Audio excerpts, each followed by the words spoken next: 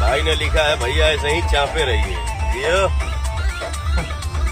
हमारे क्या करे एक बार पगला, हमको तो खाली आप सबके आशीर्वाद के दम पे गाना गाना है, एक्टिंग करना है,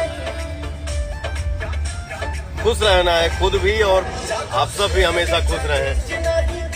हमारे थोड़े चापे के बारे पगला भाई के तो हनी के गाना जाता मार्केट में तो हनी के हिलौले बड़ा साहब का चाहिए। आप सब एकदम चापे रहो। लव यू सब निजा हमने के लखनऊ में बानी हम अभी भैया आप सभी के आशीर्वाद से बहुत उम्मीद बा, आशा बा, भरोसा बा कि जो फिल्म बन रहा बा जो फिल्म का नाम है जियो मेरी जान